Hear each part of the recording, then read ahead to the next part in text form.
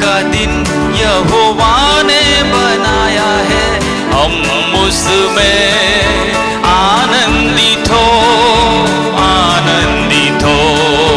आज का दिन यहोवा ने बनाया है, हम उसमें आनंदित हो, आनंदित हो।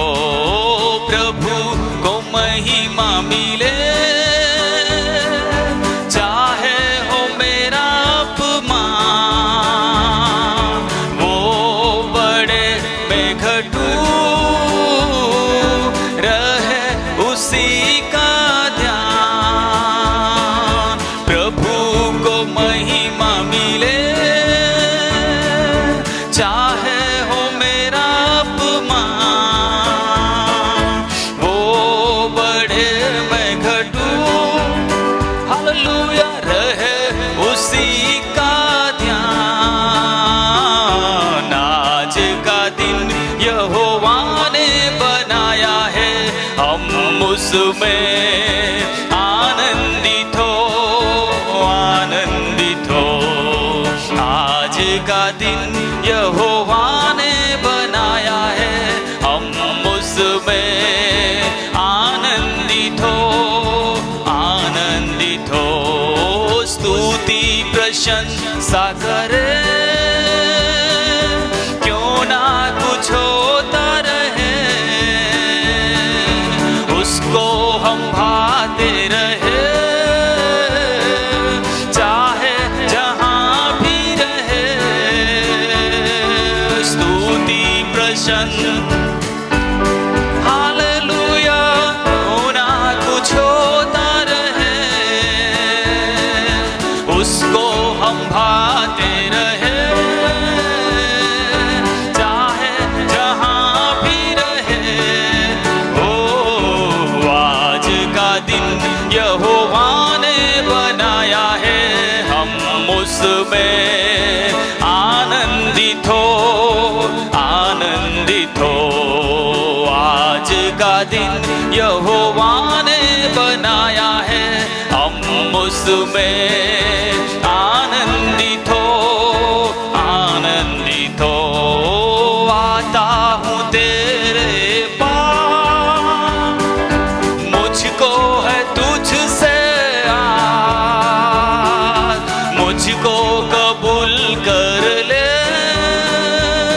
मैं पापों से आता हूँ तेरे पास, आता हूँ तेरे पास, मुझको है तुझसे आस, मुझको कबूल कर ले, पापों से शुद्ध कर दे।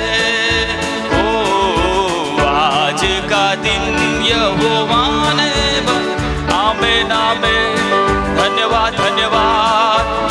हो रब शिखेरी अंदरा, ओ आज का दिन यहोवा ने बनाया है, हम उसमें आनंदित हो, आनंदित हो। प्रभु को महिमा मिले, चाहे हो मेरा अपमान, वो बड़े मैं घटू, हो रहे उसी का ध्यान।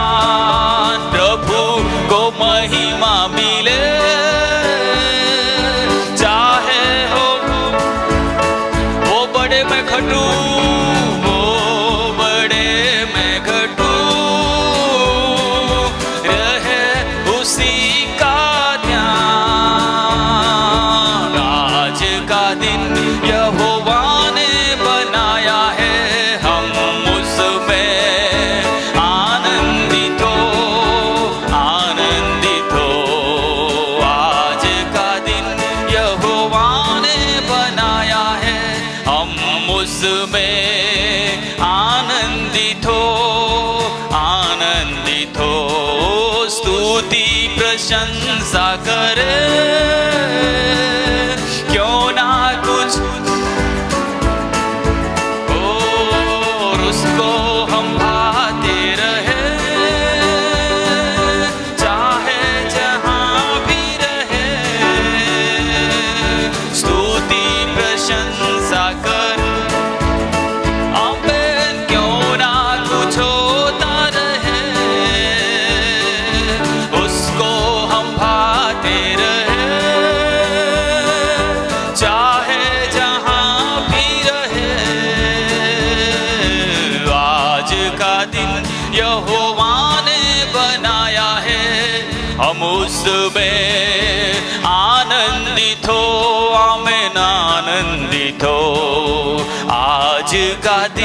यहोवा ने बनाया है, हम उसमें आनंदित हो, आनंदित हो।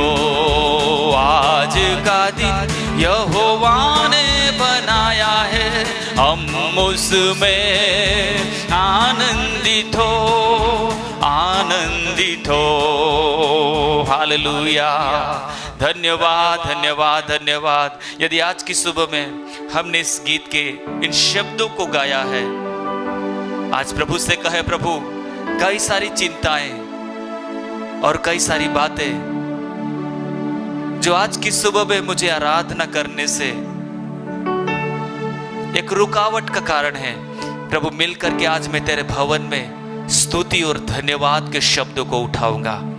और जब आप और मैं मिल करके आराधना करेंगे, क्योंकि वचन हमको सिखाता है आराधना में छुटकारा है, आराधना में चंगाई है। पौलुस और सिलास से पूछिए, जब वे कारागृह के अंदर थे, जब वे बंदी गृह के अंदर में थे, उनको पता चल गया हमारी मुलाकात, हमारी पहचान, हमारी जान पहचान से बढ़ करके हम एक ऐसे परमेश्वर को जानते हैं जिसकी हम उपासना करते हैं। उसकी आराधना जब हम करेंगे, बंधन खुलेगा।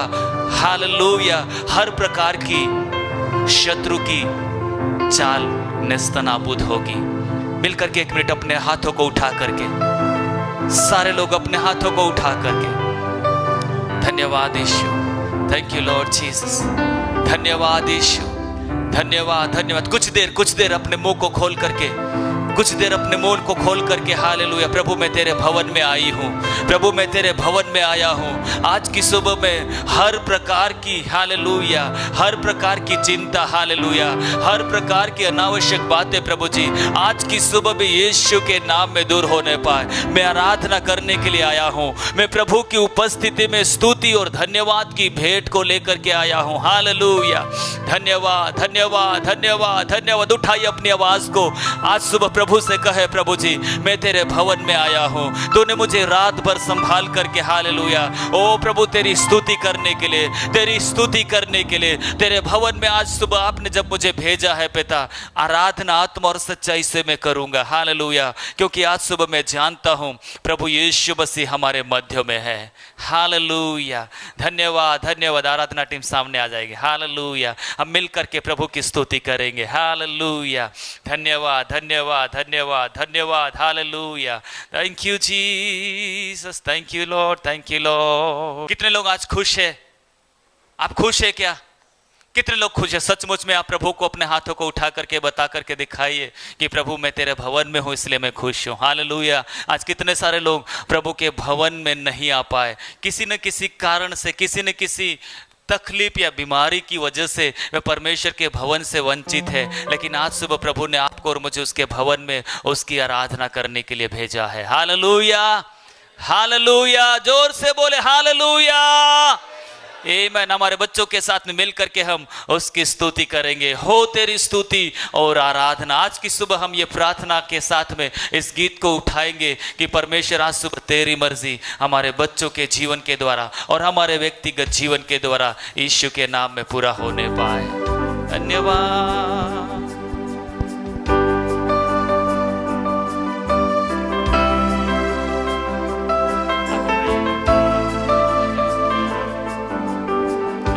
कहे हाले हालेलुया हालेलुया हालेलुया। करुणा से तेरी नया दिन दिखाता है, ढाल बनकर मेरी मुझे बचाता है। जब मैं पुकारूं आता है, जब मैं गिरूं मुझे उठाता है। हाले हालेलुया हालेलुया हालेलुया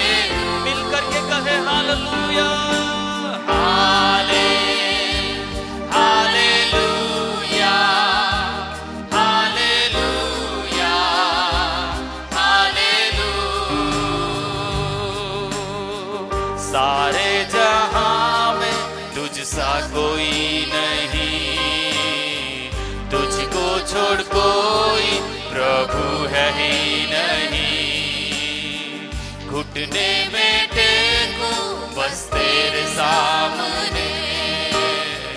तू है मेरा प्रभु, तू मेरा पिता।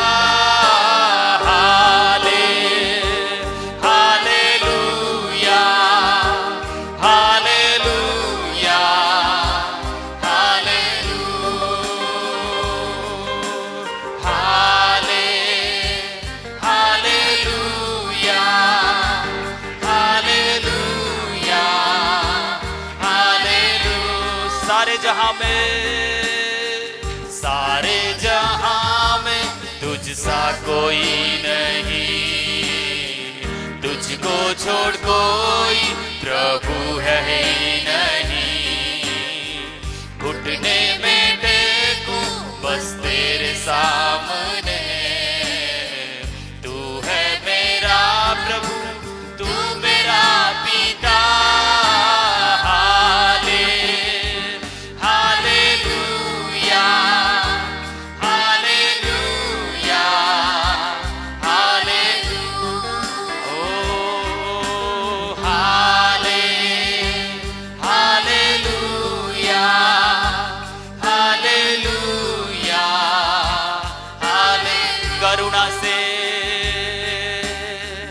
करुणा से तेरी नया दिन दिखाता है। ढाल बनकर मेरी मुझे बचाता है। जब मैं पुकारूं तू दौड़ आता है। जब मैं गिरूं मुझे उठाता है।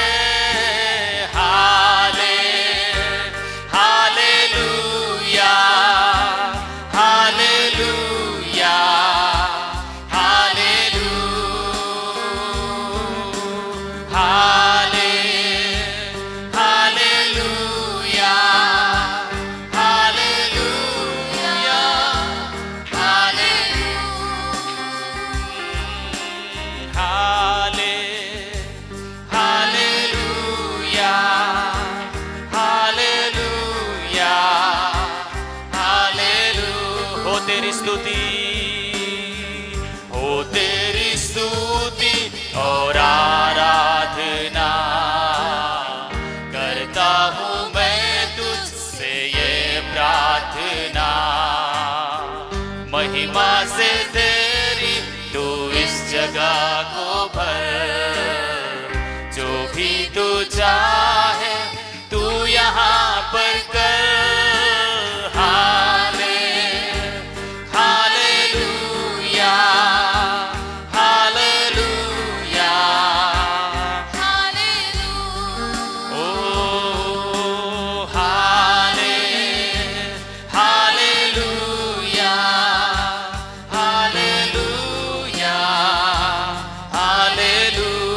और बार हालेलुया, हालेलुया, हालेलुया। आज सुबह कितने लोग विश्वास करते हैं कि हमारा परमेश्वर आराधना में अपने लोगों को छुटकारा देता है। आराधना में परमेश्वर अपने लोगों को चंगाई देता है। यदि आज की सुबह आप उसके लिए उपलब्ध करते हैं कि परमेश्वर आज मैं आपके भवन में अपने आप को समर्पित करता हूं, आज प्रभु के सामने अपने आप को उपलब्ध करें। हमारा परमेश्वर हमारे मध्य में है। 1 मिनट अपनी आंखों को बंद करके प्रभु से कहे, प्रभु जो तू चाहे वो आज यहां पर हमारे बीच में होने पाए, मेरे जीवन में होने पाए। प्रभु जी हालेलुया। 1 मिनट अपने मुंह को खोल करके प्रभु से कहे, प्रभु आज मेरी कोई भी बात नहीं प्रभु जी, मेरा कोई भी अन्य विचार नहीं प्रभु जी, लेकिन आज की सुबह में प्रभु यीशु मसीह तेरी उपस्थिति से प्रभु जी इस स्थान को आप भर दीजिए। प्रभु जी हम यहाँ पर गीत गा करके, हम केवल ताली बजा करके जाने वाले न बने, लेकिन आज सुबह प्रभु जी हम आपसे मुलाकात करके जाने पाए। प्रभु हम आपको देखना चाहते हैं प्रभु जी। हम आपके सामने परमेश्वर पिता जब आराधना को लेकर के आए हैं, ये आराधना आपके सामने ग्रहण योग्य हो जाए। हालेलुया। एक मिनट अपनी आवाज को उठाए और प्रभु से कहे, प्रभु आज की सुबह हालेलुया तेरी महिमा, हालेलुया तेरी महिमा हमारे बीच में उतर आने पाए, तेरी अद्भुत सामर्थ प्रभु जी हमारे बीच में उतर आने पाए। हालेलुया। धन्यवाद प्रभु जी, धन्यवाद प्रभु जी, धन्यवाद प्रभु। हालेलुया। धन्यवाद धन्यवाद धन्यवाद धन्यवाद धन्यवाद। Hallelujah. Thank you Jesus, thank you Lord, thank you Lord Jesus. Hallelujah. Amen amen amen amen. Hallelujah hallelujah. हमारे बच्चे लोग आज प्रभु की आराधना करने के लिए सामने हैं। कितने लोग विश्वास करते हैं आने वाले दिनों में हमारे बच्चे कई जगह पर खड़े होकर के परमेश्वर की महिमा करने जा रहे हैं। ये एक शुरुआत है। Hallelujah hallelujah. जोर से बोले हालेलुया। आमेन आमेन आमेन। मिल करके हम प्रभु की स्तुति करेंगे, ताली बजा करके इस गीत को गाएंगे, तारीफ करने से, महिमा करने से। सारे लोग मिल करके ताली बजा करके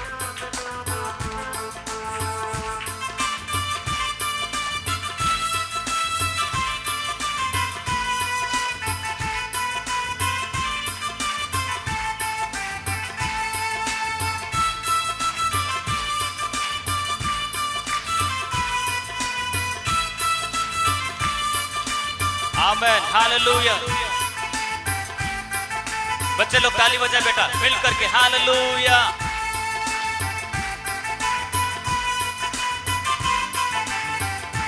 ओ तारीफ करने से, महिमा करने से, तारीफ करने से, महिमा करने से आनंद मिलता है, हमें आनंद मिलता है, आनंद मिलता है, हमें आनंद मिलता है। तारीफ करने से, महिमा करने से, ओ तारीफ करने से, महिमा करने से आनंद मिलता है, हमें आनंद मिलता है, आनंद मिलता है, हमें आनंद मिलता है, आनंद मिलता है, हमें आनंद मिलता है। यदि आनंद मिलता है तो फिर आपके चेहरे के ऊपर भी वो आनंद दिखाई देना है। और आज सुबह हम मिल करके यीशु के भवन में पाए जाते हैं, यीशु की आराधना करने के लिए उसकी उपस्थिति में पाए जाते हैं। आइए उत्साह के साथ में, आनंद के साथ में, सच्चे दिल से। आमीन।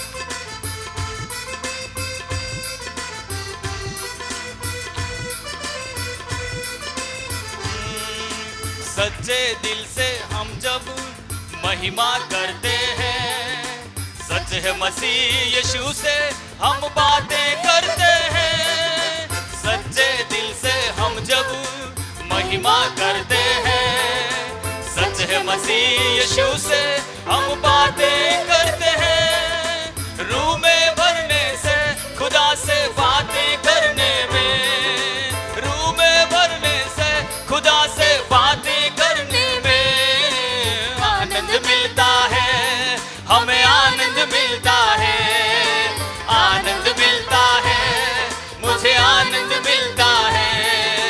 तारीफ करने से, महिमा करने से, ओ तारीफ करने से, महिमा करने से आनंद मिलता है, हमें आनंद मिलता है, आनंद मिलता है, हमें आनंद। तारीफ करने से, तारीफ करने से, महिमा करने से, तारीफ करने से, महिमा करने से आनंद मिलता है, हमें आनंद मिलता है, आनंद मिलता है, हमें आनंद मिलता है।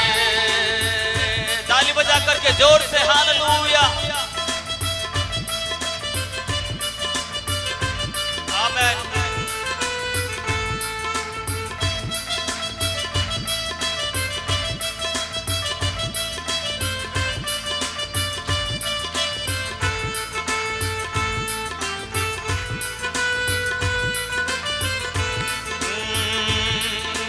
खुशबू तू है यीशु मेरे जोरबरू, पर नजर नहीं आता है कैसा गुफ्तगू। खुशबू तू है यीशु है मेरे रूबरू, पर नजर नहीं आता है कैसा गुफ्तगू। उसे दिल में बसाने से, उसके घर जाने से, दिल में बसाने से, उसके घर में जाने से आनंद मिलता। आमीन, हालेलुया। ओ आनंद मिलता है, मुझे आनंद मिलता है, आनंद मिलता है, मुझे आनंद मिलता है। ओ तारीफ करने से, महिमा करने से, आमीन, तारीफ करने से, ताली बजा करके आमीन आमीन। आनंद मिलता है, मुझे आनंद मिलता है, आनंद मिलता है, मुझे आनंद मिलता है, आनंद मिलता है, मुझे आनंद मिलता है। यदि आपको आनंद आज है, यदि आज आप प्रभु के चरणों में, प्रभु की उपस्थिति में ये कह रहे हैं कि हाँ प्रभु जी मैं तो आनंदित हूं, परिस्थितियां विपरीत है, माहौल विपरीत है, फर्क नहीं पड़ता क्योंकि यीशु का फेवर मेरे पास में है, प्रभु का पक्ष मेरे ऊपर है, इसलिए परिस्थितियों से मैं डरूंगा नहीं, परिस्थितियों से मैं हारूंगा नहीं, समस्याओं को देख करके थकूंगा नहीं, क्योंकि मैं आराधना करूंगा और मैं जानता हूं छुटकारा आराधना में है, चंगाई आराधना में है, और मिल करके प्रभु की स्तुति करें। हालेलुया। ताली जोरदार बजा करके।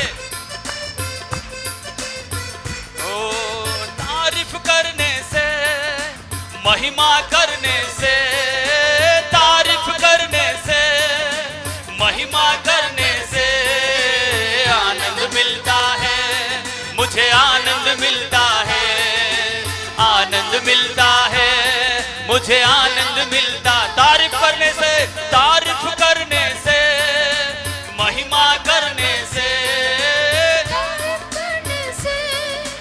महिमा करने से आमीन। आनंद मिलता है, हमें आनंद मिलता है, आनंद मिलता है, मुझे आनंद मिलता है, आनंद मिलता है, मुझे आनंद मिलता है। आइए हम अपने स्थान पर खड़े हो जाए, अपने स्थान पे खड़े हो जाए और मिल करके खुदा के लिए हम गा रहे हैं। आमीन। हम किसी और के लिए नहीं, प्रभु मुझे तो आनंदित आपने किया है।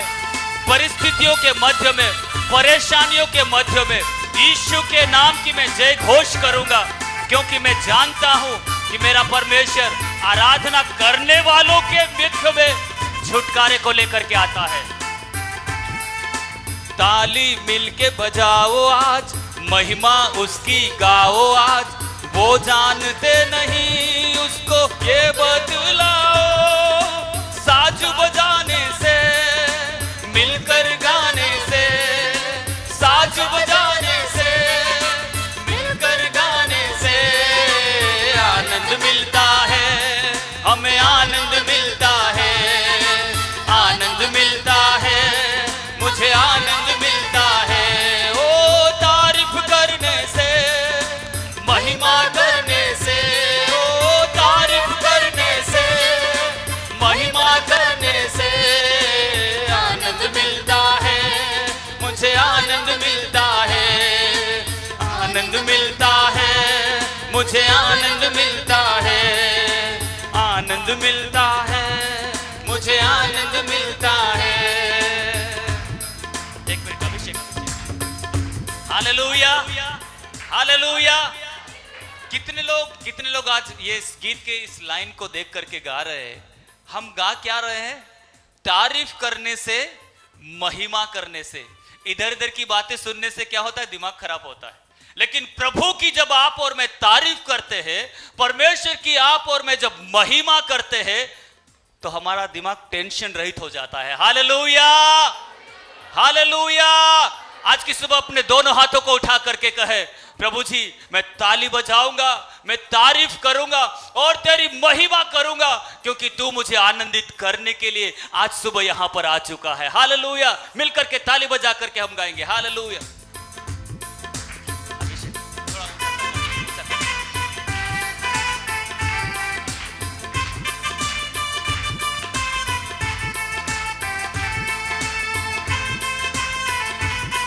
बहनों लोग ताली आज बजाइए, बराबर ताली बजाइए। भाई ताली मिल करके बजाइए हालेलुया। हम किसी मंत्री संतरी के लिए नहीं, हम स्वर्ग के परमेश्वर के लिए ताली बजा करके गा रहे हैं। आमीन आमीन हालेलुया।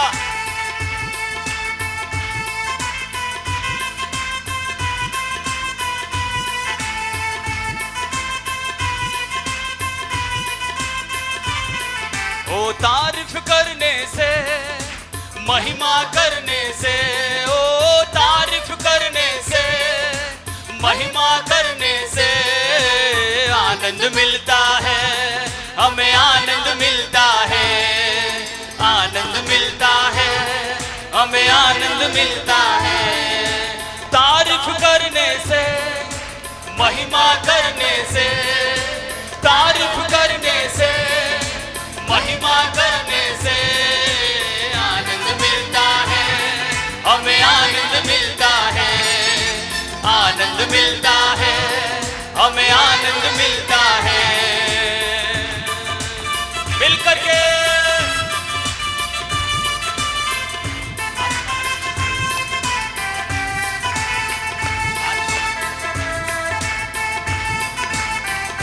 बच्चे लोग मिलकर के ताली बजा करके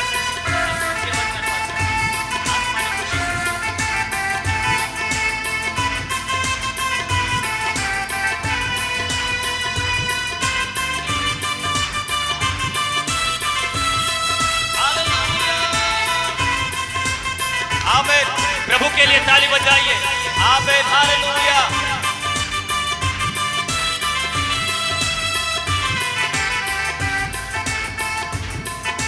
आसमानी खुशी से भर दे मुझको, आसमानी खुशी से भर दे मुझको, गीत नया दिल में ला,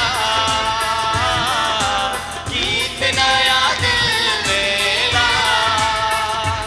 उतरा उतरा उतरा ए रूह पाक उतरा, उतरा उतरा उतरा ए रूह पाक उतरा, उतरा उतरा उतरा उतरा। आसमानी खुशी से भर दे मुझको, आसमानी खुशी से भर दे मुझको, गीत नया दिल में ला, गीत नया दिल में ला। मिल करके उतरा उतरा उतरा ए रूह पाक उतरा, उतरा उतरा उतरा ए रूह पाक उतरा। ताली बजा करके आमीन हालेलुया। आज सुबह हमारी ये प्रार्थना है कि पवित्र आत्मा हमारे मध्य में आज की सुबह हर एक के ऊपर आप कब्जा लीजिए। यस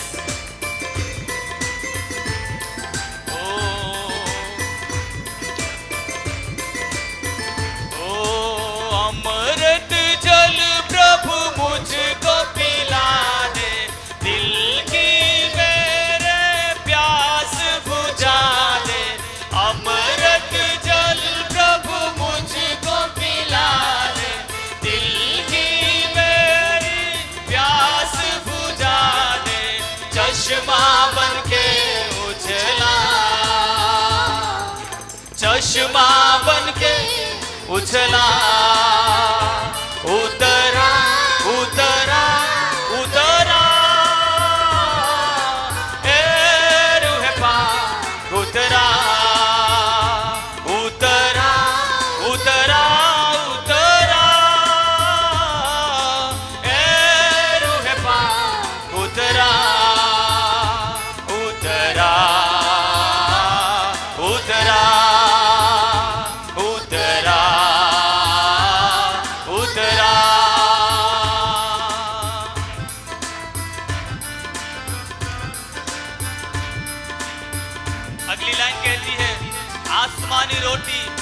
उसको खिला दे, कमजोर दिल को तगड़ा बना दे, भरपूर कर दे प्रभु। आज की सुबह में प्रभु आपकी और मेरी कमजोरी को, आपकी और मेरी निर्बलता को दूर करने के लिए हमारे मध्य में मौजूद है।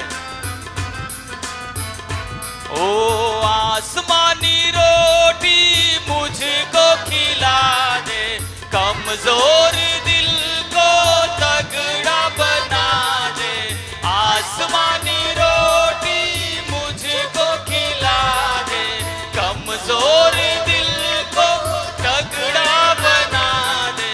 भरपूर करके राजा,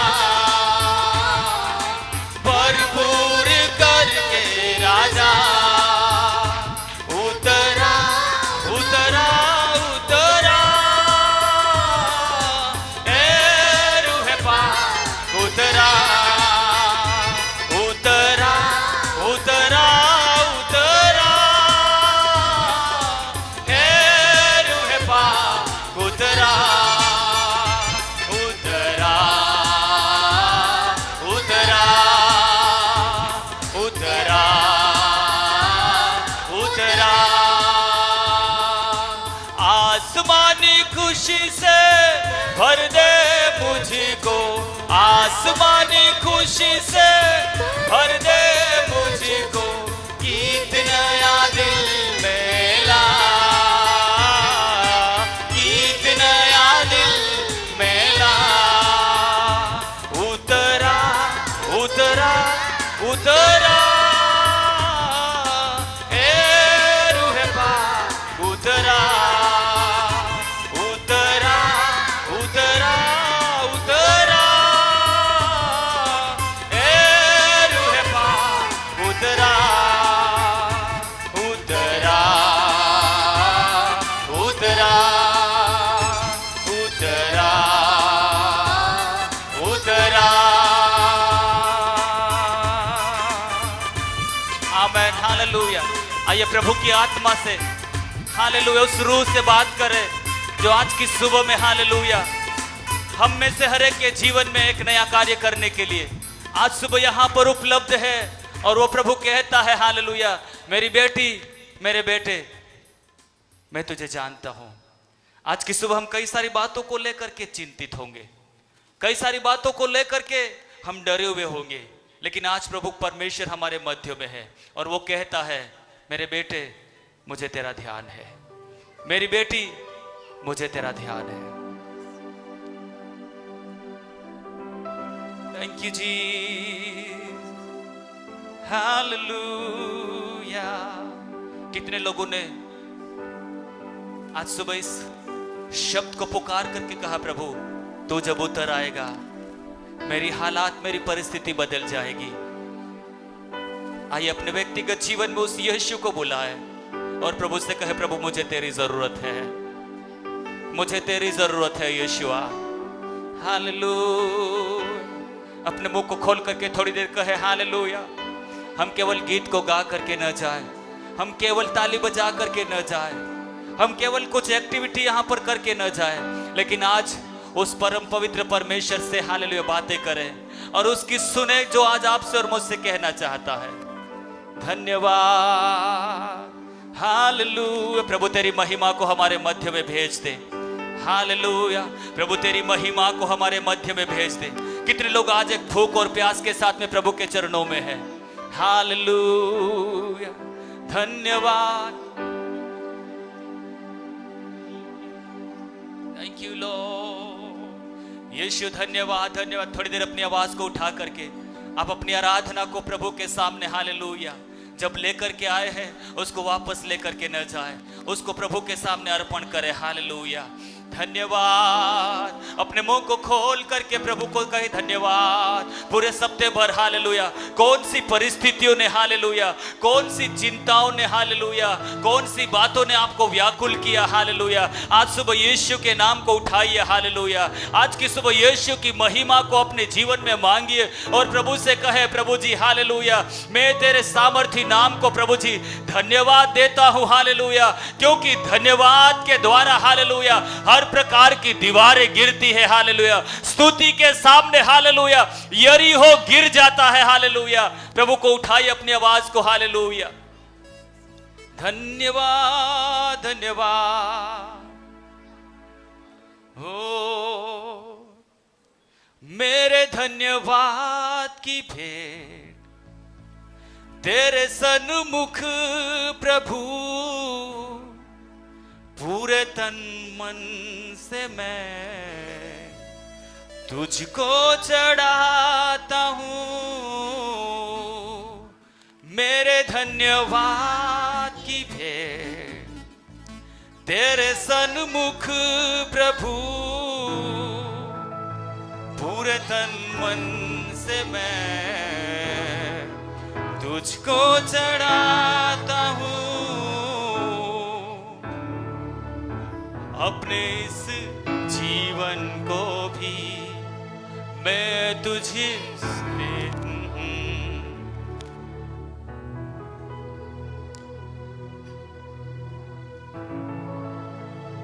थैंक यू लॉर्ड। एक मिनट अपने हाथों को उठाइए। सारे लोग अपने हाथों को उठाइए। मेरे धन्यवाद की भेंट।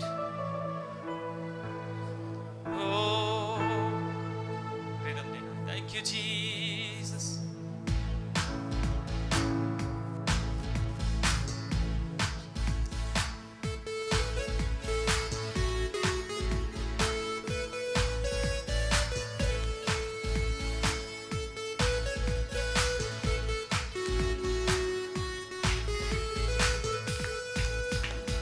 तू ही योग्य है, आदर के योग्य है, महिमा मिले तुझे और आराधना भी। तू ही योग्य है, आदर के योग्य है, महिमा मिले तुझे और आराधना योग्य है, आदर के योग्य है, महिमा मिले तुझे और आराधना भी। तू ही मिल करके गौर घोषणा करें इस बात की। आदर के योग्य है, महिमा मिले तुझे और एक और बार। तू ही योग्य है, आदर के योग्य है, महिमा मिले तुझे और आराधना भी। तूने ही तो प्रभु मुझे मेरे पापों से क्रूस की मौत के द्वारा बचा लिया। तूने ही तो प्रभु मुझे मेरे पापों से क्रूस की मौत के द्वारा बचा लिया। तूने मेरे जीवन में एक नई आशा देकर अपने स्वर्गीय राज का वारिस बना लिया। तू ही योग्य है, आदर के योग्य है, महिमा मिले तुझे आराधना भी। तू ही योग्य है, आदर के योग्य है, महिमा मिले। हालेलुया। और आराधना भी। मेरे धन्यवाद की भेंट तेरे सन्मुख प्रभु, पूरे तन मन से मैं तुझको चढ़ाता हूँ। मेरे धन्यवाद की भेंट तेरे सन्मुख प्रभु, पूरे तन मन से मैं तुझको चढ़ाता हूँ। मेरा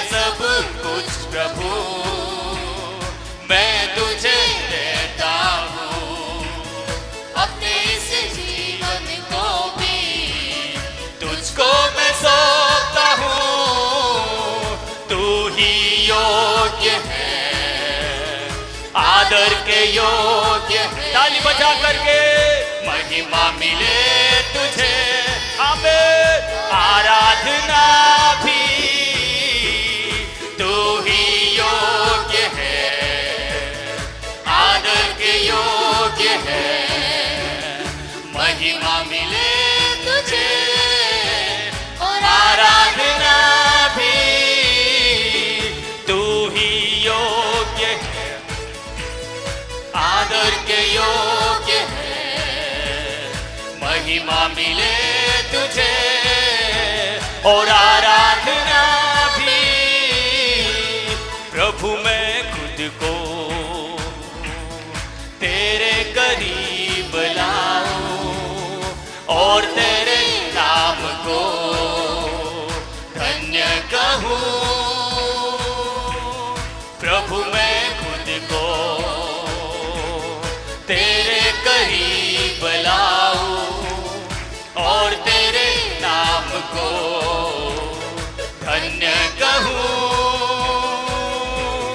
तू ही योग्य है, आदर के योग्य है, महिमा मिले तुझे और आराधना भी तू ही योग्य है, आदर के योग्य है, महिमा मिले तुझे और आराधना। अंतिम बात कहेंगे, तू ही योग्य है, आदर के योग्य है, महिमा मिले तुझे और आराधना भी। तूने ही तो प्रभु मुझे मेरे पाप से क्रूस की मौत के द्वारा बचा लिया। तूने ही तो प्रभु मुझे मेरे पापों से क्रूस की मौत के द्वारा बचा लिया। तूने मेरे जीवन में एक नई आशा देकर अपने स्वर्गीय राज का वारिस बना लिया। तू ही योग्य है, आदर के योग्य है, महिमा मिले तुझे, हालेलुया, आराधना भी।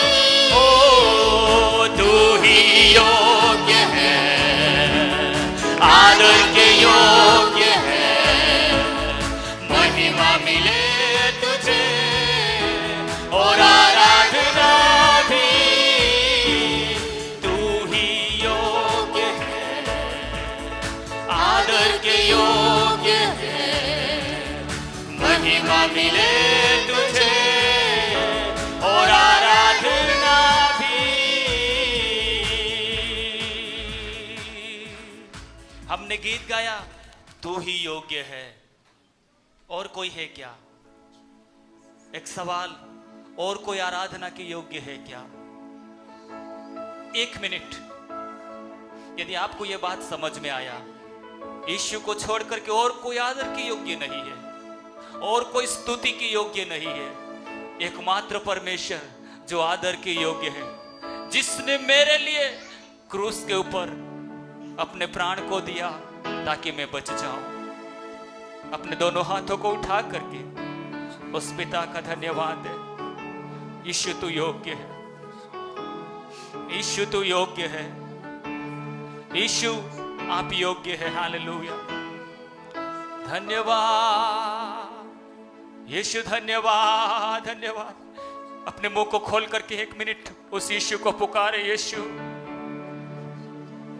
मुझे बचाने के लिए, मुझे छुड़ाने के लिए, मुझे दलदल की कीच में से निकालने के लिए आपने अपने आप को कलवरी के क्रूस के ऊपर कुर्बान किया। मैं बचाया गया, मैं छुड़ाया गया। मैं तेरा धन्यवाद करता हूं। धन्यवाद हो, मैं हाथ उठाकर यीशु तेरा नाम रहे ऊंचा। मैं हाथ उठाकर गाऊंगा, यीशु तेरा नाम रहे ऊंचा। करुणा भलाई तेरी सदा रहेगी मुझ पर, तेरी विश्वास योग्यता देखूंगा मैं उम्र भर। मैं हाथ उठाकर गाऊंगा, यीशु तेरा नाम रहे ऊंचा। मैं हाथ उठाकर गाऊंगा, यीशु तेरा नाम रहे ऊंचा। यीशु तेरा नाम रहे ऊंचा। यीशु तेरा नाम रहे ऊंचा। Gospel according to John, chapter 15, verses 1 to 11. सच्ची दाखलता में हूँ और मेरा पिता किसान है। जो डाली मुझ में है और नहीं फलती, उसे वह काट डालता है, और जो फलती है उसे वह छांटता है ताकि और फले। तुम तो उस वचन के कारण जो मैंने तुमसे कहा है शुद्ध हो। तुम मुझ में बने रहो और मैं तुम में। जैसे डाली यदि दाखलता में बनी न रहे तो अपने आप से नहीं फल सकती, वैसे ही तुम भी यदि मुझ में बने न रहो तो नहीं फल सकती। मैं दाखलता हूँ, तुम डालियाँ हो। जो मुझ में बना रहता है और मैं उसमें, वह बहुत फल फलता है, क्योंकि मुझसे अलग होकर तुम कुछ भी नहीं कर सकते। यदि कोई मुझ में बना न रहे तो वह डाली के समान फेंक दिया जाता और सूख जाता है, और लोग उन्हें बटोर कर आग में झोंक देते हैं और वे जल जाती है। यदि तुम मुझ में बने रहो और मेरा वचन तुम में बना रहे तो जो चाहो मांगो और वह तुम्हारे लिए हो जाएगा। मेरे पिता की महिमा इसी से होती है कि तुम बहुत सा फल लाओ, तब ही तुम मेरे चेले ठहरोगे। जैसे पिता ने मुझसे प्रेम रखा वैसा ही मैंने तुमसे प्रेम रखा। मेरे प्रेम में बने रहो। यदि तुम मेरी आज्ञाओं को मानोगे तो मेरे प्रेम में बने रहोगे, जैसा कि मैंने अपने पिता की आज्ञाओं को माना है और उसके प्रेम में बना रहता हूँ। मैंने ये बातें तुमसे इसलिए कही है कि मेरा आनंद तुम में बना रहे और तुम्हारा आनंद पूरा हो जाए। अबाइडिंग इन जीसस, यीशु मसीह में बना रहना।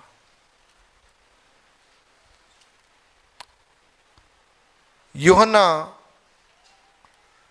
प्रभु यीशु मसीह के 12 चेलों में से एक चेला था। इस यूहन्ना के बारे में कहा जाता है कि वो प्रेम का प्रेरित था। क्या कहा जाता है? प्रेम का प्रेरित। नए नियम के अंदर यूहन्ना रचित सुसमाचार और यूहन्ना की 3 पत्रियां, पहला यूहन्ना, दूसरा यूहन्ना, तीसरा यूहन्ना और प्रकाशित वाक्य, इस प्रकार से 5 पुस्तकों को यूहन्ना के द्वारा लिखा गया। सबसे अधिक उम्र तक जीवित रहने वाला प्रेरित था यूहन्ना। कई प्रयास करने के बावजूद भी लोगों ने उससे मारने का प्रयास किया, लेकिन हर बार प्रभु ने उससे बचाया और वृद्धावस्था में एक सामान्य रीति की मृत्यु को स्वीकार करने वाला था यूहन्ना। यूहन्ना को छोड़कर बाकी सारे प्रेरित लोगों को अलग अलग रीति से उन्हें सताया गया और उन्हें मार डाला गया, लेकिन केवल यूहन्ना था जिसे लोगों ने मारने का प्रयास किया, लेकिन वह उन प्रयासों में मरा नहीं। वृद्धावस्था में स्वाभाविक मृत्यु यूहन्ना ने पाई। सबसे अधिक लंबा समय तक जीवित रहा हुआ प्रेरित, कलीसिया के आरंभिक वर्षों के अंदर काफी सक्रियता के साथ में रहा हुआ प्रेरित, यीशु मसीह को करीबी से जाना हुआ प्रेरित। ऐसा कहा जाता है कि यीशु मसीह के सीने में सिर रखकर उसके हृदय की धड़कनों को सुना हुआ व्यक्ति था यूहन्ना।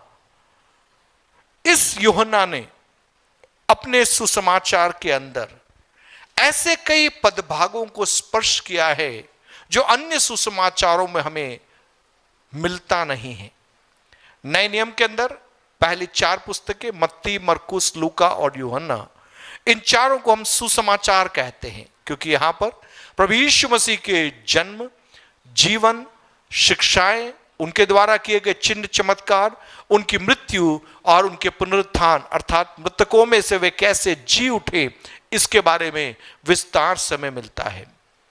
मत्ती, मरकुस और लूक, इनको हम सिनॉप्टिक गॉस्पल्स या समानांतर सुसमाचार इस प्रकार से हम उनको पुकारते हैं क्योंकि मत्ती, मरकुस और लूका की लेखन शैली के अंदर काफी समानताएं हमें दिखती है। लेकिन यूहन्ना रचित सुसमाचार का जब हम अध्ययन करते हैं तो उन तीनों सुसमाचारों से हटकर यूहन्ना के अंदर हम देखते हैं यहां पर थोड़ा और गहराई से, थोड़ा और सिस्टमैटिक तरीके से या एक व्यवस्थित तरीके से प्रभु यीशु मसीह की शिक्षाओं को बहुत ही गहराई से यहां पर समझाया गया है। यीशु मसीह के द्वारा किए गए चिन्ह चमत्कारों को भी अलग ही रीति से प्रस्तुत किया गया है और हर चमत्कार के बाद में विस्तार से वो चमत्कार क्यों किया गया या कौन सी शिक्षा को लोगों को समझाने के लिए वो चमत्कार किया गया, उस शिक्षाओं के बारे में विस्तार से लिखा गया है। तो यूहन्ना रचित सुसमाचार अन्य सुसमाचारों से हटकर एक गहराई के साथ में जब एक नया व्यक्ति उसे पढ़ता है तो वो बड़ी आसानी के साथ में उस गहराई को समझ जाएगा। इस रीति से यह सुसमाचार लिखा हुआ है। आमतौर पर जब कोई व्यक्ति प्रभु में नया आता है उसे प्रोत्साहित किया जाता है कि आप यूहन्ना रचित सुसमाचार आप पहले पढ़िए ताकि आप प्रभु यीशु मसीह के जीवन के और शिक्षाओं के बारे में गहराई से आप समझ पाओगे। इस सुसमाचार के अंदर से 15वां अध्याय अपने आप में एक विशेष अध्याय है क्योंकि यह प्रभु यीशु मसीह के एक हम कह सकते हैं कि प्रभु यीशु मसीह ने यहां पर एक मेटाफोर या एक रूपक का इस्तेमाल में लिया इस बात को समझाने के लिए कि किस रीति से यह जरूरी है कि मैं और आप यीशु मसीह में हम बने रहे। How much it is important to be dependent totally on Jesus Christ. Yeshu Masih में पूरी रीति से निर्भर रहना कैसे जरूरी है, उस बात को समझाने के लिए इस अध्याय में यीशु मसीह ने एक रूपक का या एक उदाहरण का, इंग्लिश में उसे मेटाफर कहते हैं, उसका इस्तेमाल में लिया समझने के लिए। जैसे हम बोलते हैं मन में सागर है, क्या बोला? मन में सागर है। मन में सागर है का अर्थ यह है कि सागर जैसा गहरा है, सागर जैसा अथाह है, वैसा हमारा मन क्या है? अथाह है। इसका मतलब यह नहीं कि मन में सागर है, लेकिन वह एक चित्रात्मक तरीके से बोला जाता है कि मन में सागर अर्थात जैसे सागर अथाह है, जैसे सागर गहरा है, वैसे ही हमारा मन भी क्या है? अथाह है, मन भी गहरा है। ठीक इसी रीति से यहां पर यीशु मसीह ने एक दाखलता का उदाहरण लिया है इस बात को समझाने के लिए कि कैसे हम यीशु मसीह पे निर्भर है। इस 15वें अध्याय के अंदर प्रभु यीशु मसीह और पिता परमेश्वर और शिष्य या मैं और आप, इन तीनों को मानो लिया गया है और उदाहरण के द्वारा समझाया गया है कि कैसे जिस रीति से प्रभु यीशु मसीह पिता परमेश्वर पर निर्भर थे, वैसे मुझे और आपको यीशु मसीह पर निर्भर होना है हमारे जीवन की हर आवश्यकताओं की पूर्ति के लिए। बड़े ही सरल भाषा में इन बातों को यहां पर लिखा गया है और मैं भी उसी सरलता का इस्तेमाल करके मैं आपको समझाना चाहूंगा। इन पदों में से होकर हम आगे बढ़ेंगे ताकि जितने लोग यहां पर आए हैं आप में से हर एक व्यक्ति इस बात को समझ जाए। पहले पद में लिखा है, सच्ची दाखलता मैं हूं और मेरा पिता किसान है। प्रभु यीशु मसीह अपने चेलों को कह रहे हैं कि सच्ची दाखलता मैं हूं, I am the true wine. दाखलता इजराइलियों के लिए कोई नया शब्द नहीं था। दाख की बारी हर घर में हुआ करती थी। सो चाहे वहां का छोटा बच्चा हो या वृद्ध व्यक्ति हो, उसको मालूम है दाख क्या होती है, दाख की बारी क्या होती है। तो हर व्यक्ति समझ सके इस रीति से इस उदाहरण का इस्तेमाल लेते हुए यीशु मसीह कह रहे हैं, सच्ची दाखलता मैं हूं। जब कोई व्यक्ति कह रहा है कि सच्ची दाखलता मैं हूं, इसका मतलब और बहुत सारे लोग हैं जो क्या क्लेम कर रहे हैं कि हम भी दाखलताएं हैं। इसीलिए यहां पर कहा गया है कि सच्ची दाखलता मैं हूं। अब एक सच्ची दाखलता के बारे में जब हम आगे देखें, वहां लिखा है कि मेरा पिता क्या है, किसान है। सच्ची दाखलता मैं हूं और मेरा पिता किसान है। जो डाली मुझ में है, जो डाली मुझ में है और नहीं फलती, उसे वो क्या करता है, काट डालता है, और जो फलती है उसे वह छांटता है ताकि और फले। हर किसान को मालूम है जब बारिश का मौसम होता है कुछ पौधों की छटनी करनी होती है ताकि वो और फले। एक गलत उद्देश्य के साथ में नहीं, लेकिन उसकी फलवंतता को बढ़ाने के लिए क्या किया जाता है, उसकी छटनी की जाती है। लेकिन कुछ डालियों को काटकर अलग कर दिया जाता है क्योंकि वे फल उत्पन्न करने लायक नहीं, उन्हें काटकर अलग कर दिया जाता है। लेकिन जो डालियां फल उत्पन्न कर सकती है उन्हें छांटा जाता है ताकि वह और फलवंत हो। मैं चाहूंगा आप मेरे संग चले। प्रभु यीशु मसीह सच्ची दाखलता और पिता परमेश्वर किसान हैं और मैं और आप डालियां हैं। मैं और आप डालियां हैं और हमसे प्रभु चाह रहा है कि हमारा जीवन फलवंत जीवन होना चाहिए। कौन सा जीवन होना चाहिए, फलवंत जीवन। जोर से बोलिए, फलवंत जीवन, फ्रूटफुल लाइफ। फल उत्पन्न करने वाला जीवन मेरा और आपका होना चाहिए। हालेलुया। देखिए, यीशु मसीह के पीछे जब हम चलते हैं, जब हम कहते हैं कि मैं प्रभु यीशु मसीह का अनुयायी हूं या प्रभु यीशु मसीह को मैंने अपना जीवन सौंपा है, उसका अर्थ है कि मेरे जीवन में क्या उत्पन्न होना है, फल उत्पन्न होना है। यदि फल उत्पन्न नहीं हो रहा तो हमारा जीवन बहुतेरों के लिए ठोकर का कारण बन जाएगा। एक बार यीशु मसीह को भूख लगी, दूर से उन्होंने एक पेड़ देखा। उन्होंने सोचा कि उस पेड़ में फल होंगे क्योंकि वह फल उगने की ऋतु थी, फल उगने की ऋतु थी। प्रभु यीशु मसीह अपने चेलों के साथ में उस पेड़ के पास में पहुंचा और जब पहुंचा तो क्या देखा कि उसमें फल नहीं है। वहां लिखा है कि उस पेड़ को यीशु ने श्राप दिया और वो पेड़ उसी दिन क्या हो गया, सूख गया। कई बार मैंने उस बारे में सोचा, क्यों यीशु ने श्राप दिया। वहां पे लिखा है कि वो फल की ऋतु थी, फल उत्पन्न होना था, लेकिन उसमें क्या नहीं मिला, फल नहीं मिला। मैं और आप जो प्रभु यीशु मसीह के पीछे जीवन यापन कर रहे हैं, हमारे जीवन में फल प्रकट होना है। यदि हमारे जीवन में फल प्रकट नहीं हो रहा, हमें भी नहीं मालूम, हम बहुतेरों के लिए ठोकर का कारण बन रहे हैं।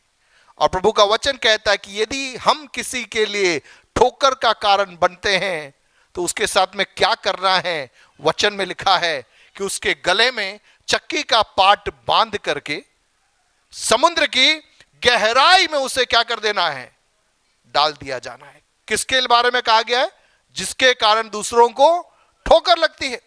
इसका मतलब प्रभु यीशु मसीह कुछ बातों में बहुत गंभीर है, कुछ बातों में वो समझौता नहीं कर रहा। इसीलिए यीशु ने कहा, भैया यदि तुम्हें मेरे पीछे चलना है तो ही आना। सोच लो, अगर चेला बनना है तो ही मेरे पीछे आना। यदि खुद का इनकार कर सकते हो तो ही मेरे पीछे आना, बाकी आने की जरूरत नहीं है, क्योंकि मामला यहां पर गंभीर है। देखिए, यीशु मसीह के संग चलना, उसका अर्थ यह है कि जब हम यीशु के संग चलेंगे, हमारा जीवन यीशु मसीह को प्रतिबिंबित करने वाला बनना है। और जब लोग हमारे पास में फल ढूंढते हुए आएंगे, हमारे जीवन से उनको फल मिलना है। हालेलुया। हमारे जीवन से क्या मिलना है? फल मिलना है। अगर फल नहीं मिलेगा तो हम उनके लिए ठोकर का कारण बन जाएंगे। एक व्यक्ति प्रभु के प्रेम को कैसे पहचानेगा? एक व्यक्ति प्रभु की क्षमा को कैसे पहचानेगा? एक व्यक्ति प्रभु की नम्रता को कैसे पहचानेगा? मेरे और आपके जीवन के द्वारा, मेरे और आपके व्यवहार के द्वारा, मेरे और आपकी बातचीत के द्वारा। देखिए, यीशु ने कहा कि जो डाली मुझ में है और नहीं फलती, उसे वह काट डालता है, और जो फलती है उसे वह छांटता है ताकि और फले। अर्थात प्रभु यीशु मसीह की मनसा क्या है कि मेरे और आपके जीवन में हर परिस्थिति के अंदर हम फल उत्पन्न करें। एक दो फल की बात नहीं है, यहां लिखा है कि बहुत फल किसमें से उत्पन्न होना है? मेरे और आपके व्यक्तिगत जीवन के अंदर से उत्पन्न होना है। हमारे जीवन की हर परिस्थिति के अंदर परमेश्वर की सहायता का हाथ जब हमारे लिए प्रकट होता है, तो उसका परिणाम यह होता है कि हमारे जीवन में आत्मिक फल की गहराई में हम आगे बढ़ पाते हैं। पवित्र आत्मा मेरे और आपके व्यक्तिगत जीवन के अंदर अलग अलग हालातों से होकर जब हम गुजरते हैं, उन हालातों के अंदर जब वो हम में कार्य करता है, तो उसका जो परिणाम यह होता है, हमारे अंदर आत्मिक फल निर्मित हो जाता है। आत्मिक फल निर्मित हो जाता है। जब प्रभु हम में कार्य नहीं करे तो आत्मिक फल नहीं होगा, लेकिन जो शरीर का जो फल है वो हमारे जीवन के अंदर प्रकट होने लग जाएगा। देखिए, ये आत्मिक फल और शरीर का जो फल है, इसके बारे में यदि आप देखना चाहें तो मैं चाहूंगा आप मेरे साथ में निकालिए गलातियों की पत्री, उसका 5वां अध्याय। गलातियों की पत्री, उसका 5वां अध्याय और उसका 19 से हम देखेंगे। गलातियों की पत्री 5वां अध्याय, उसका 19। शरीर के काम तो प्रकट है, शरीर के काम ना, जो स्वाभाविक रीति से मुझ में और आप में दिखाई देते हैं। वहां लिखा है व्यभिचार, गंदे काम, लुच्चपन, मूर्ति पूजा, टोना, बैर, झगड़ा, ईर्ष्या, क्रोध, विरोध, फूट, विधर्म, डाह, मतवालापन, लीला क्रीड़ा और इनके जैसे और काम हैं। इनके विषय में मैं तुमसे पहले से कह देता हूं, जैसे पहले कह भी चुका हूं, कि ऐसे ऐसे काम करने वाले परमेश्वर के राज्य के वारिस न होंगे। बहुत ही स्पष्ट है। ये जो लिस्ट यहां पर दे रखी है, लिखा है कि ऐसे ऐसे काम करने वाले कहां के वारिस नहीं होंगे? परमेश्वर के राज्य के वारिस नहीं होंगे। इसका मतलब जब हम प्रभु को नहीं जानते थे, स्वाभाविक रीति से हम सब इस प्रकार की जीवन शैली में जीवन व्यतीत करने वाले लोग थे। लेकिन जब हम यीशु मसीह के साथ में चलना हमने आरंभ किया, अब चूंकि वह सच्ची दाखलता है और उसका पिता किसान है और मैं और आप डालियां है जो उसमें बनी रहती है, तो वह हमें छांटता है कि हमें और अधिक फल उत्पन्न होवे। सो कहने का तात्पर्य मेरे और आपके व्यक्तिगत जीवन के अंदर होने वाले हर अनुभवों के द्वारा, हर परिस्थितियों के द्वारा स्वर्ग का परमेश्वर यही चाहता है कि हम शरीर के कामों के ऊपर हम जय पाए और उसके स्थान पर आत्मा का फल हमारे जीवन के द्वारा क्या होने लग जाए, प्रकट होने लग जाए। 22वें पद से यदि आप देखोगे, वहीं गलातियों की पत्री में आत्मा के फल के बारे में लिखा गया है।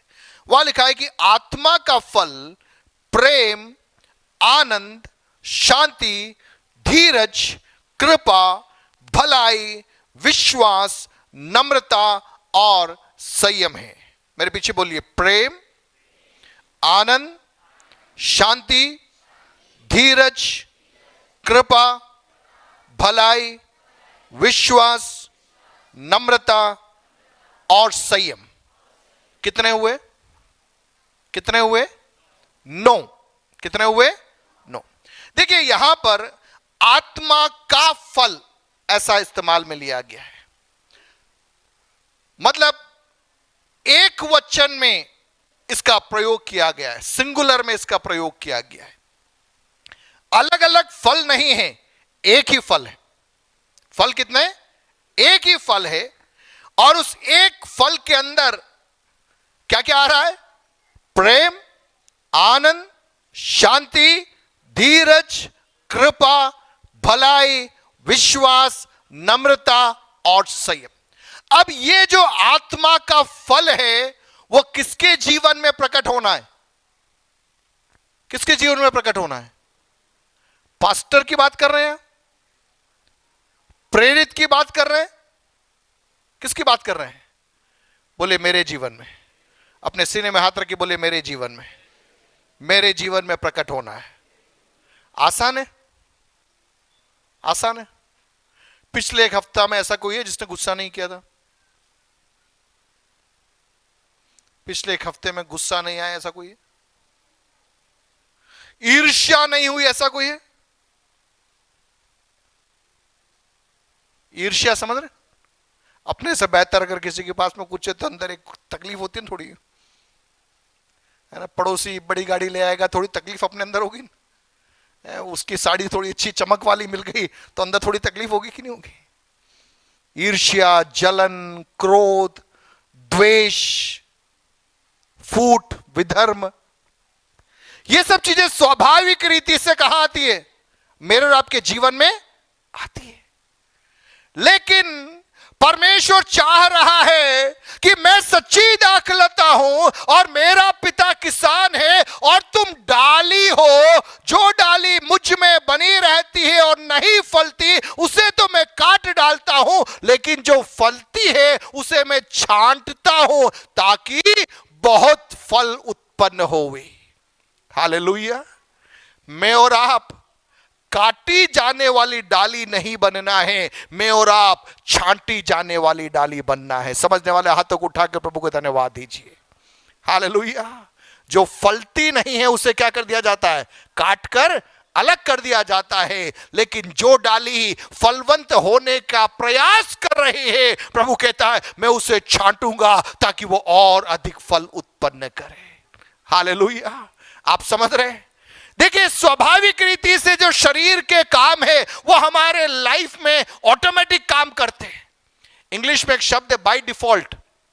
बाय डिफॉल्ट का मतलब ऑटोमेटिक अपने अंदर से वो काम होता ही रहता है। आपको गुस्सा करने के लिए, झूठ बोलने के लिए, ईर्ष्या करने के लिए किसी स्कूल कॉलेज में जाकर सीखने की जरूरत नहीं होती है, अपने आप ही चालू हो जाता है। एक छोटा बच्चा होता है ना, छोटा बच्चा, उसको भी मालूम है कि वो अपनी चीज किसी को देगा नहीं। वो आप उसकी बोतल उससे छीन के देखो, वो रो रो के दिमाग खराब कर देगा।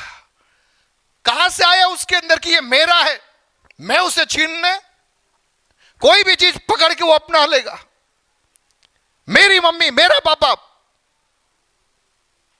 थोड़ा सा बड़ा होता है वो खुद झूठ बोलना सीख जाता है, खुद बहाना बनाना सीख जाता है, उसको भी गुस्सा आता है। उसको किसने सिखाया गुस्सा होना? वो भी गुस्से में चिल्लाता है।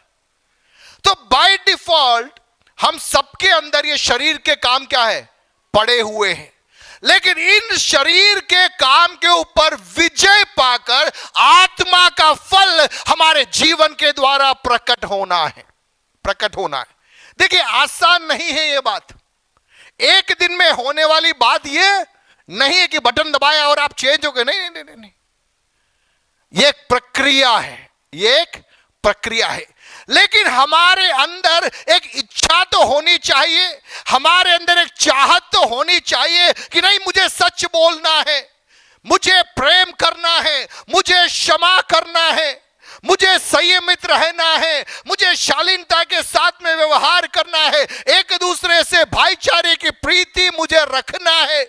यह विचार भी अगर मेरे अंदर है, मैं उस और प्रयास भी करूंगा। ऐसों को परमेश्वर कह रहा है मैं छांटूंगा ताकि अधिक फल उत्पन्न होवे। आप समझ रहे हैं? लेकिन अगर विचार ही नहीं हो, इस बारे में कोई सोचना ही नहीं है, अपन तो जैसे पहले चल रहे थे वैसे अभी चल रहे। फर्क केवल इतना है कि पहले कहीं और जाते थे, अब कहीं और जाते, लेकिन मामला वही, शरीर के काम ही प्रकट हो रहे हैं। प्रभु कह रहा है कि ऐसी डाली को मैं काट डालूंगा। आप समझ रहे हैं?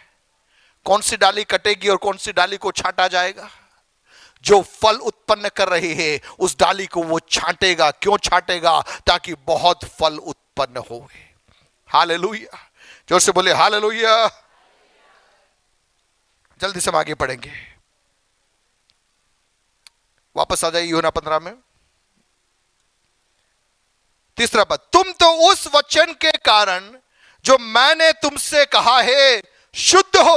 इसका अर्थ यीशु मसीह चेलों को कह रहा है कि भैया तुम पहले अशुद्ध थे, तुम पहले शरीर के काम करने वाले थे, अब ये शरीर के काम से आत्मा का फल प्रकट करने की स्थिति में तुम कैसे बदले? उस वचन के कारण जो मैंने तुमसे कहे थे। हालेलुया। चेलों के साथ में यीशु मसीह लगभग 3.5 साल तक चलते फिरते रहे, और जो वचन उन्होंने बोला उस वचन के कारण वे क्या हुए? शुद्ध हुए। लेकिन मेरे और आपके पास में परमेश्वर का जीवित वचन इस पुस्तक के रूप में है। जब मैं और आप इस वचन को पढ़ते हैं, कलीसिया में आते हैं, प्रचार को सुनते हैं, गीतों के माध्यम से जब हम वचन को सुनते हैं, यह वचन क्या करता है? यह वचन हमें शुद्ध करता है। हालेलुया। वचन क्या करता है? जोर से बोले, शुद्ध करता है। वचन शुद्ध करता है, वचन शुद्ध करता है। लेकिन संसार में बहुत गंदगी है, संसार में बहुत गंदगी है। वचन आपको शुद्ध करता है, वापस आप संसार में जाते आपका क्या हो जाता है? जीवन अशुद्ध हो जाता है। आप रविवार को यहां पर 2 घंटा बैठे, हमने आपको बार बार बोला कि क्षमा करना है, प्रेम करना है, संयमित व्यवहार करना है, लेकिन यहां से बाहर आप निकले, सोमवार से लेकर शनिवार तक हर व्यक्ति क्या कह रहा है? ईंट का जवाब पत्थर से देना है। उसने 1 मारा, तुझे 2 देना है। उसने 1 दीवार तोड़ा, तू 4 दीवार तोड़। आप समझ रहे हैं? तो ये 2 घंटे का डोज और सोमवार से लेकर शनिवार तक का डोज में बहुत फर्क पड़ गया। यहां हम कुछ और बोल रहे हैं, बाहर कुछ और बोल रहे हैं। बाहर का अरे 4 दिन की जिंदगी है, रे मजे कर दू। कौन बोल रहा है? बाहर बोल रहा है। यहां पर हम क्या करें? भैया तेरा जीवन बड़ा बहुमूल्य है, एक भूल भी, एक बात भी तू गलत मत करना, कहीं भी गड़बड़ तू मत करना। बाहर दोस्त पे रह रहे, क्या फर्क पड़ रहा है? साथ में एक बोतल नहीं पिएगा तू आदमी थोड़ी है। यहां बोला भैया मुंह से अगर किसी को मूर्ख भी कह दिया तू परमेश्वर के राज्य के अंदर जा नहीं पाएगा। आप समझ रहे मेरी बात को? मैं क्या समझाने का प्रयास कर रहा हूं? 2 घंटा जो हमको यहां मिल रहा है, उसकी ताकत में आप पूरा हफ्ता बाहर जी रहे हैं।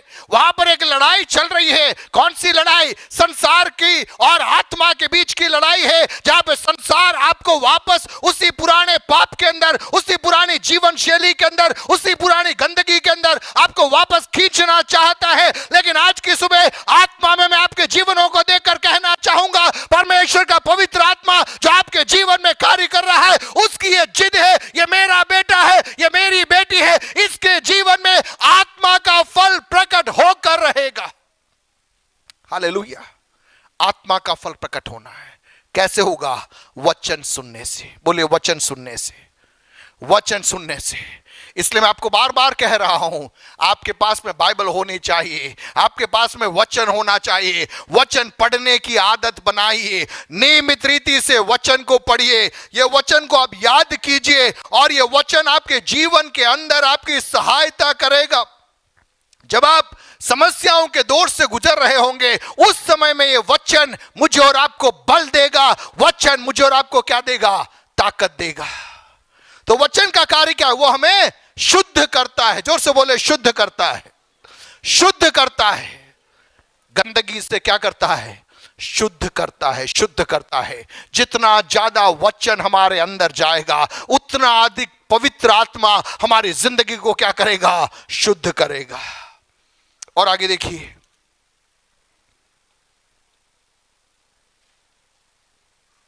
चौथे पद में लिखा है कि तुम मुझ में बने रहो और मैं तुम में। तुम मुझ में बने रहो।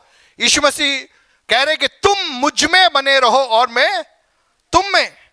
जैसे डाली यदि दाखलता में बनी न रहे तो अपने आप से नहीं फल सकती, वैसे ही तुम भी यदि मुझ में बने न रहो तो नहीं फल सकते।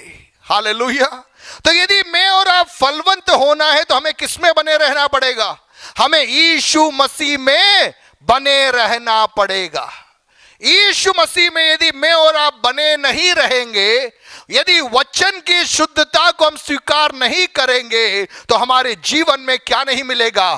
फल उत्पन्न नहीं होगा। यदि फल नहीं होगा तो फिर क्या होगा? फिर ऊंट कटारे हो जाएंगे।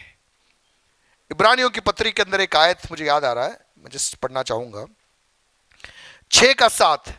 क्योंकि जो भूमि वर्षा के पानी को जो उस पर बार बार पड़ता है, पी पी कर जिन लोगों के लिए वह ज्योति बोई जाती है, उनके काम का साग पात उपजाती है, वो परमेश्वर से आशीष पाती है। पर यदि वह झाड़ी और ऊंट कटारे उगाती है तो निकम्मी और श्रापित होने पर है और उसका अंत जलाया जाना है। एक भूमि के ऊपर पानी गिर रहा है, लेकिन पानी गिरने के बाद में अगर वहां पर साग पात या सब्जियां उग रही है तो वह भूमि आशीषित होगी।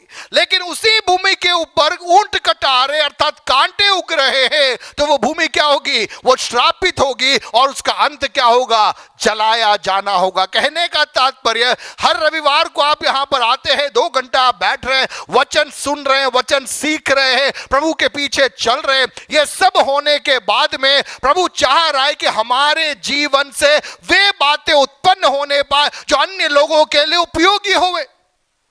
अगर हमारे जीवन से ऊंट कटारे उग रहे हैं जो अन्य लोगों को चोट पहुंचा रहे, अन्य लोगों को दुखी कर रहे, तो हमारा अंत क्या होगा? जलाया जाना होगा। लेकिन हमारे जीवन के द्वारा अन्य लोग प्रोत्साहित हो रहे, अन्य लोगों के जीवन में एक शांति मिल रही है, एक ठंडक मिल रही है, तो हमारा जीवन कईयों के लिए क्या होगा? लाभदायक सिद्ध होगा।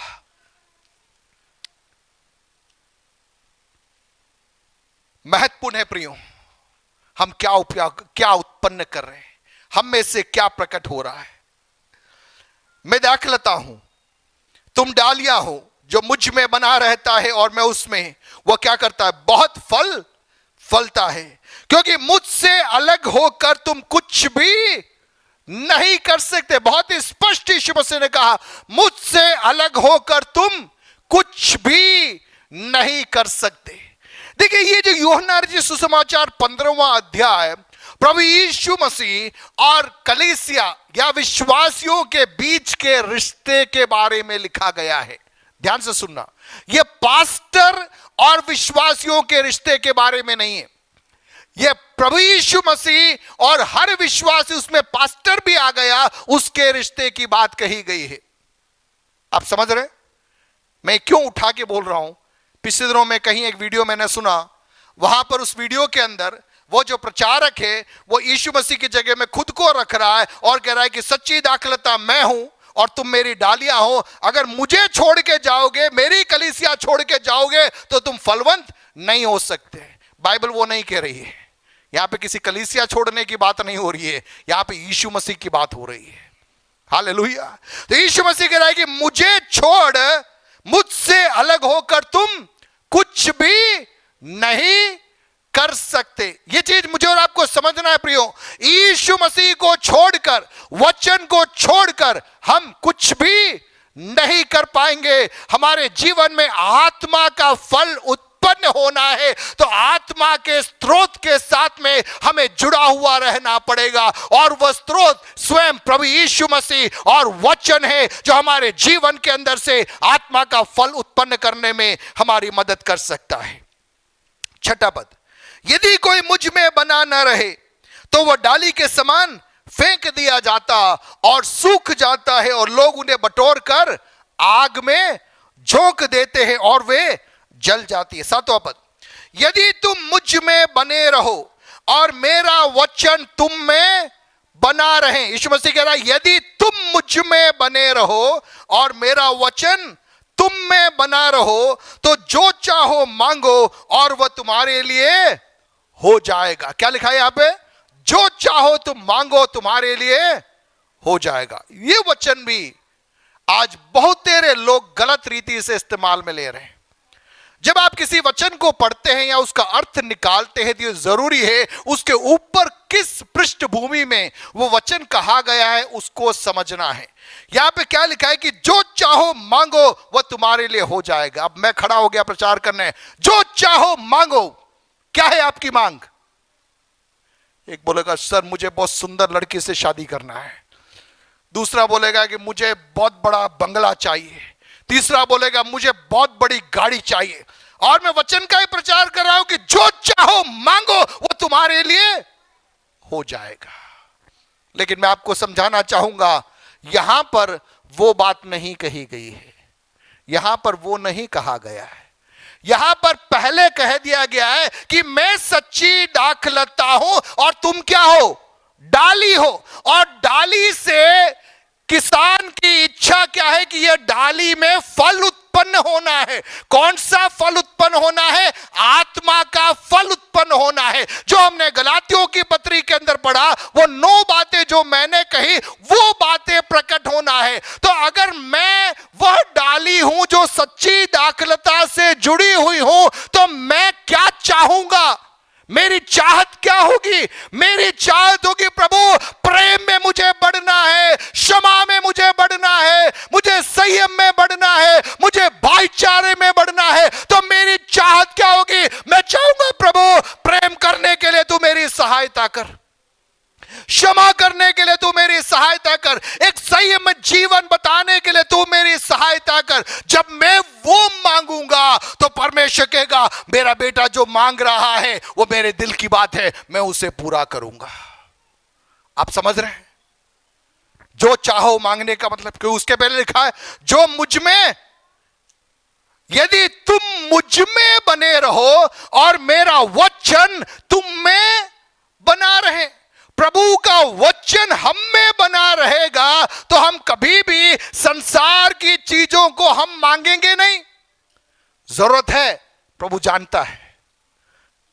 मत्ती रचित सुसमाचार के अंदर आइए, थोड़ा सा हम इसको क्लियर करके चलते हैं।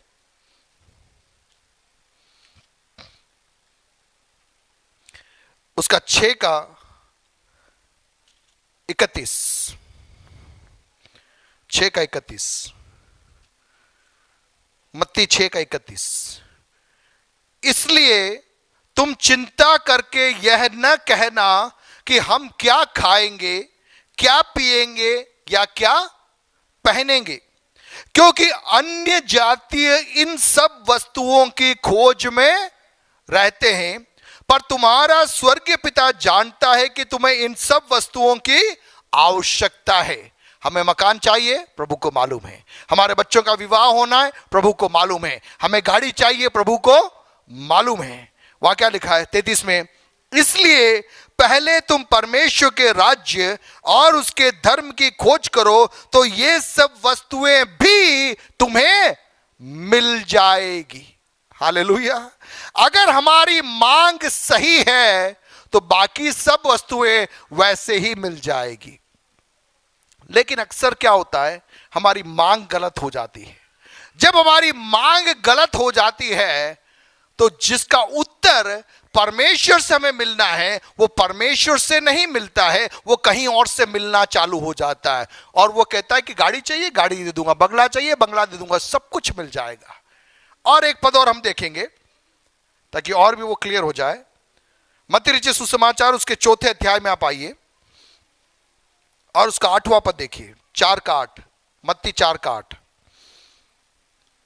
वहां लिखा है, फिर इब्लिस उसे एक बहुत ऊंचे पहाड़ पर ले गया और सारे जगत के राज्य और उसका वैभव दिखाकर उससे कहा, यीशु मसीह से कहा, शैतान ने कहा, यदि तू गिरकर मुझे प्रणाम करे तो मैं ये सब कुछ तुझे दे दूंगा। क्या सब कुछ? सारे जगत के राज्य और उसका वैभव। कौन दे देगा? कौन दे देगा? कौन देगा? शैतान कह रहा है तुझे चाहिए, गाड़ी चाहिए, बंगला चाहिए, पैसा चाहिए, मैं दे देता हूं, मैं दे दूंगा। बहुत इजी है, एक बार मेरे सामने हाथ जोड़ दे, ये सब मैं तुझे दे दूंगा। लेकिन यीशु मसीह क्या कह रहे हैं 10वें पद में, हे शैतान दूर हो जा, क्योंकि लिखा है तू प्रभु अपने परमेश्वर को प्रणाम कर और केवल उसी की उपासना कर। मैं क्यों समझा रहा हूं? क्योंकि मैं चाहता हूं कि आप गलत फहमियों से बचकर रहें। देखिए, किसी व्यक्ति के पास में धन है इसका मतलब यह नहीं है कि परमेश्वर उससे प्रसन्न है।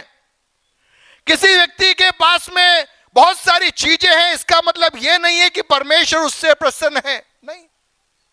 एक व्यक्ति झोपड़ी में रहता होगा, एक व्यक्ति के पास में खाने को कुछ भी नहीं होगा, लेकिन वो सच्चाई से चल रहा है, तो परमेश्वर ऐसे व्यक्ति को भी स्वीकार करता है। हालेलुया। लेकिन परमेश्वर नहीं चाहता कि हम गरीबी की मानसिकता में रहे। अब समझना, गरीबी की मानसिकता परमेश्वर नहीं चाहता। परमेश्वर हमें देगा, लेकिन जब परमेश्वर हमें देगा तब हमारा दिल उन बातों पर नहीं होगा। ध्यान से सुनना, यदि परमेश्वर जब हमें धन देता है हमारा दिल उस धन पर नहीं लगा होता है। दूसरे शब्दों में, वो धन हमारे ऊपर हावी नहीं होगा। उस धन को हमारे पैरों के नीचे रखने की वस्तु हम समझेंगे यदि वो परमेश्वर के द्वारा दिया गया है। लेकिन शैतान के द्वारा दिया गया धन हमारे सिर पर चढ़ जाएगा और वो हमें परमेश्वर से दूर ले जाएगा। अब समझ रहा है इस चीज को? हमारी मांग बहुत सही होनी चाहिए। यूहन्ना 15 के अंदर लिखा है कि जो चाहो मांगो वह तुम्हारे लिए हो जाएगा। कौन सी बात हमें मांगना है? हमें आत्मा का फल मांगना है। आज से मैं आपको कहना चाहूंगा, आपके व्यक्तिगत प्रार्थनाओं के अंदर ये 9 बातें आप लिख कर रखिए और रोज प्रार्थना करना आरंभ कीजिए। प्रभु, मेरे व्यक्तिगत जीवन में, मेरी पत्नी के जीवन में, मेरे पति के जीवन में, मेरे बच्चों के जीवन में आत्मा का फल प्रकट होना है। वो प्रेम करना है, उसके जीवन में आनंद आना है, शांति आना है, क्षमा आना है, धीरज आना है। इन बातों के लिए हमें क्या करना है? प्रभु से मांगना आरंभ करना है। 8वें पद में लिखा है, मेरे पिता की महिमा इसी से होती है कि तुम बहुत सा फल लाओ। किसको महिमा मिलती है इन बातों से? पिता को महिमा मिलती है। हालेलुया। अगर दाख की बारी है तो उसमें क्या उगना चाहिए? अंगूर उगना चाहिए। अंगूर उगना चाहिए। किसान ने दाख की बारी को लगाया तो वो क्या करेगा? वो कौन सी तैयारी करेगा? वो अंगूर को इकट्ठा करने के लिए तैयारी करेगा। वो दाखरस का कुंड बनाएगा कि मैंने खेत बोया है, यहां पे दाख लगाया है, यहां पर अंगूर बनेंगे और उन अंगूर को ले जाकर मैं क्या करूंगा? रस कुंड में जाकर मैं उससे द्राक्ष बनाऊंगा। किसान उसका इंतजार कर रहा है।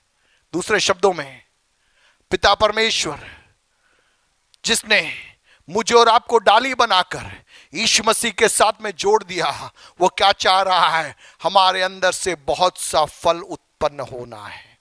हालेलुया। हम जहां पर रहते हैं, हमारे जीवन को देखकर लोग कहना है, यार इसके अंदर अलग ही एक प्रेम है, इसके अंदर एक अलग ही शांति है। तूफान के बीच में खड़ा है लेकिन इसके अंदर एक शांति है।